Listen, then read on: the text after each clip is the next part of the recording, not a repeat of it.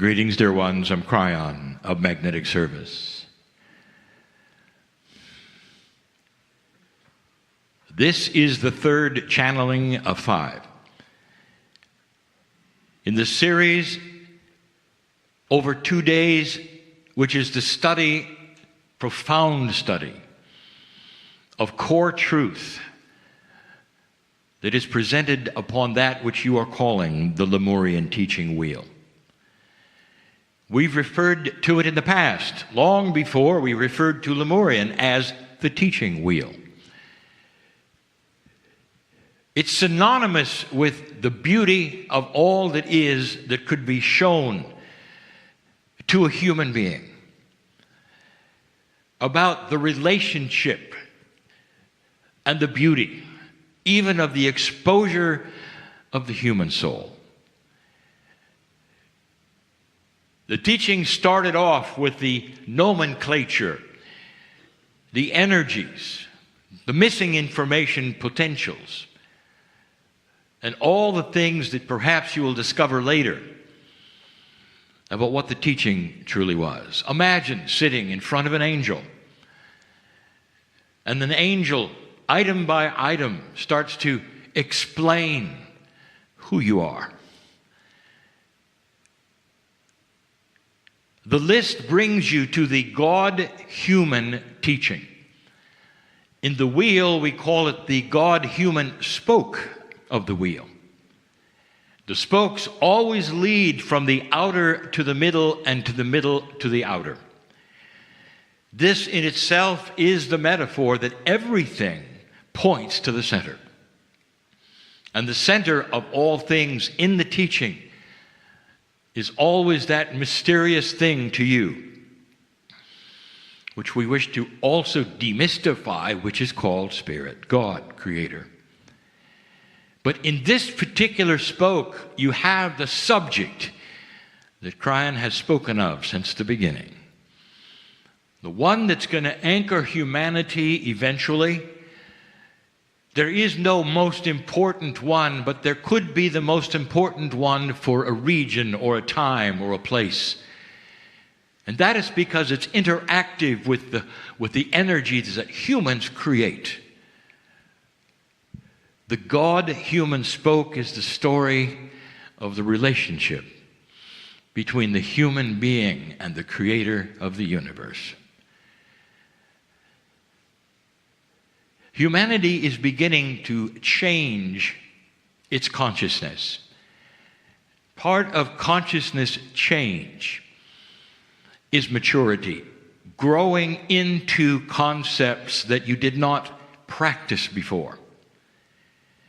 Dear ones, most of the concepts of the teaching wheel have been around for a very long time, but so many have been sequestered to the shamans or the holy women and men. Not things that are practiced in the general public, but that are seen as such pristine ideas that you will then stop and report to a building so you can be refreshed by those in charge who would know what they were. Suddenly we are saying that these core teachings belong to each human, and they exist in each human. And a higher consciousness, an evolving consciousness, means that more human beings are starting to remember the core truths. Remembering requires that you were exposed to them at least one time. And that's what the story of Lemuria has become, as well as the teachings in every node of the planet. For the Pleiadians taught core truth carefully, so that you had free choice to accept or ignore. The consciousness of humanity in itself generally is starting to shift. An older consciousness is quite authoritarian, militaristic, if you might say, extending right into the family. It wasn't that long ago that even families were taught to practice the very thing you see in ancient governments and in the military. And it goes like this. Don't let the troops or the children or the citizens think for themselves. Because if they do, there will be rebellion. And so the best thing to do is to keep a lid on their thinking. In the military, it's worked well because you fight battles. And you don't need free thinkers. You need those who obey. That's when you fight battles. But so much of the consciousness of the planet has been considered as a battle. You battle each other, the country to country, thought to thought, group to group, corporation to corporation. You're all in a battle. That's changing. The whole idea of competing thought is changing. You're starting to have a concept of a meld, a confluence of energy, where you start to consider not competition and not separation, but the idea that togetherness may actually create something far, far better. And you're right. How is that going to change then who you are? It's going to change everything, dear ones, if you stop the idea of true competition and winner takes all. That changes your government, doesn't it? What about corporates? That changes that. Product competition, that changes that. You're going to start realizing something. And that these new energies that are starting to come together are creating more than the whole of the sum. In other words, there's added energy with compassion.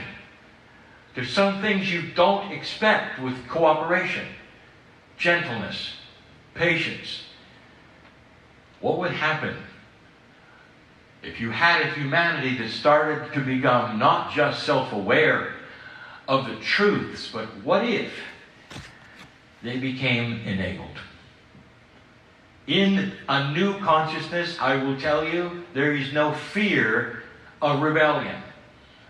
That is an old consciousness. Instead, the more you pull together in the same kinds of thinking and cooperation,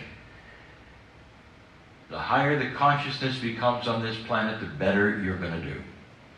And I'm talking about everything from practicalities of getting along to resources.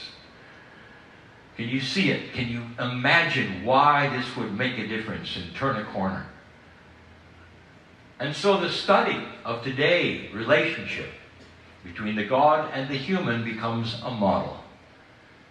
The more God-like you can become, in even small ways, the more energy is created that you didn't expect that would then affect something else around you. We have described a new axiom, if you wish, a new rule, if you wish, something that only elevated, mature consciousness would even consider. Is it possible that two people coming together in love and compassion will create a greater energy than the sum of the parts? And what would that energy then do or become? What if it becomes a field? What if it spills over around you?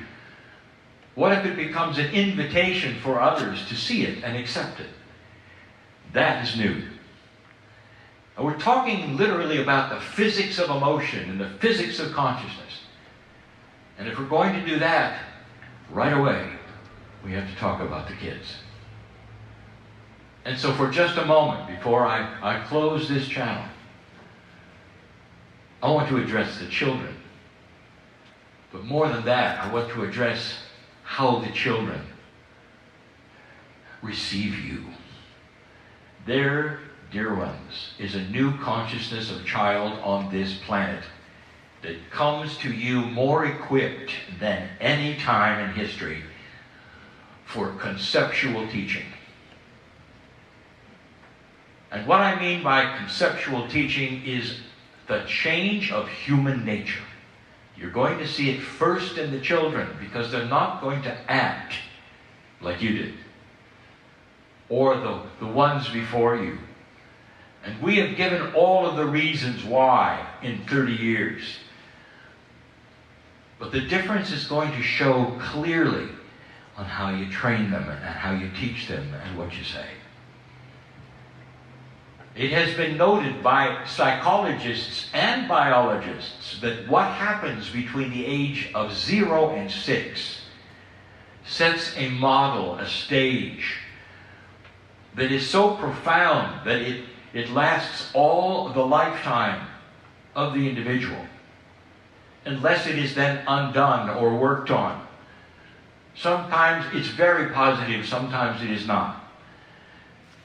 But it's such a model that it becomes ingrained almost at the cellular level of children who learn things a certain way. No more profound is it, or could be seen better than this example. You're a female, a child, a baby, and you grow up in a family and your father is abusive. It's not good. There's nothing fun about it. And when you're able to leave home and look around and get a mate for yourself, a husband, a lover, a partner, most of the time you select an abusive person. And that, dear ones, doesn't make sense. It's not logical. Makes no sense at all unless you understand the programming that was given to you that said, this is the way it works. What are you going to say to the young ones when you know that their antennas are higher and more receptive than ever before? And I want to give some advice to parents and grandparents. You look in that infant's eyes, so innocent, so ready, so receiving, so beautiful, without bias of any kind except perhaps ancestral. The child is looking to you for influence, to the parent. Parenting can be irritating, and we know that. You have the child growing up in those first 6 years and saying the same things over and over and wanting to get your attention and yelling when they can't and pulling on your leg and all the things in order to say something or be something, and it's so easy to become irritated. Let me ask you, is it so easy to become irritated that that's what you always are?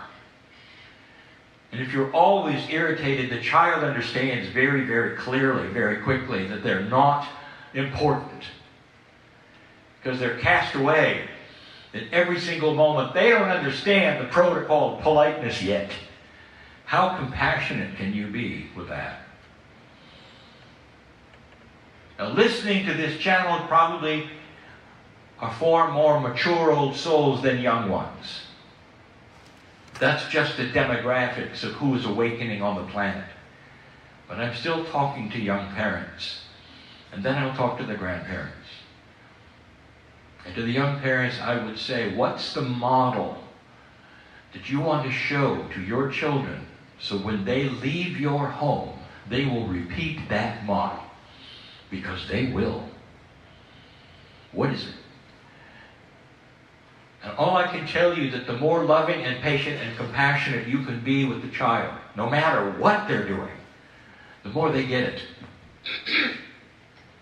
And you're going to see it almost immediately when they become young adults and have to make decisions finally on their own. They're going to copy the model. And they're going to see the patience and the compassion, and they're going to duplicate it. Dear ones, that is called progressive evolution.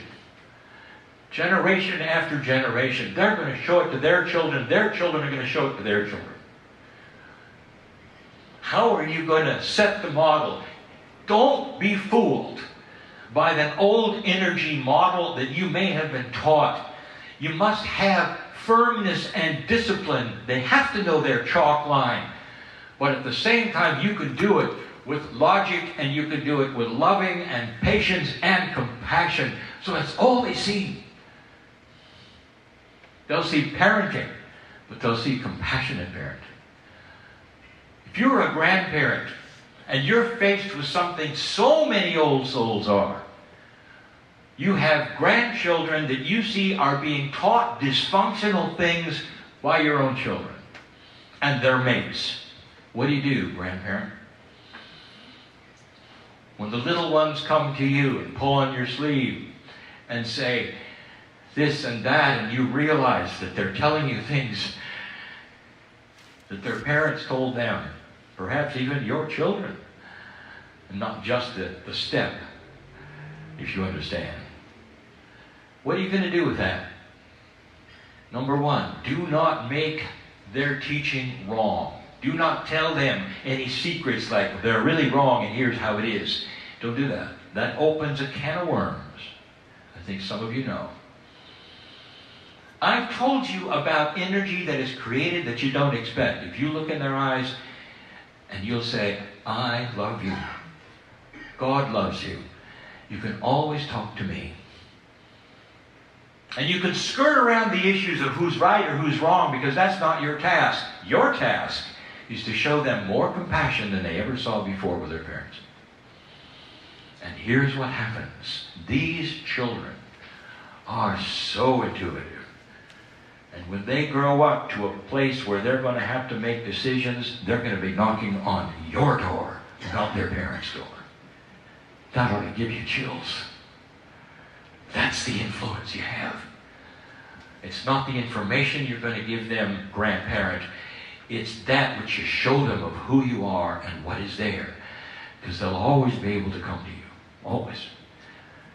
Even if their parents have become dysfunctional, even if their parents have split, even if their parents have become disciplinary, even if their parents have become abusive, the grandparents can undo it. Because for all the lives, the children know who they can go to for the truth. What are you going to tell your young children about God?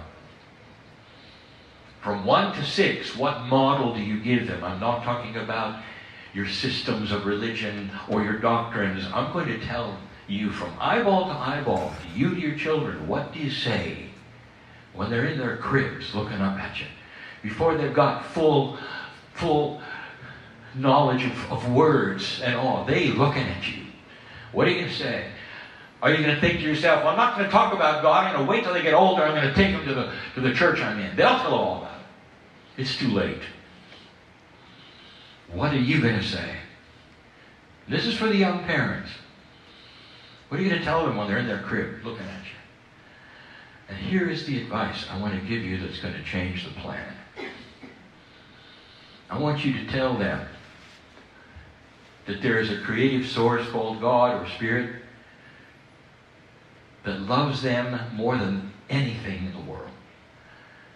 I want you to tell them they are magnificent in the eyes of the Creator. And that Creator loves them as much as you do. It sets them on a path of self-empowerment that is not going to result in rebellion. Is not going to result in rebellion, even in your family. It's going to end up resulting in maturity. That's what's happening to the children. They're going to get it. And they begin to understand, no matter what they get later in doctrine, they're smart enough to figure it out, to go with it, not to go with it, but you're going to tell them that God is love and that they are love.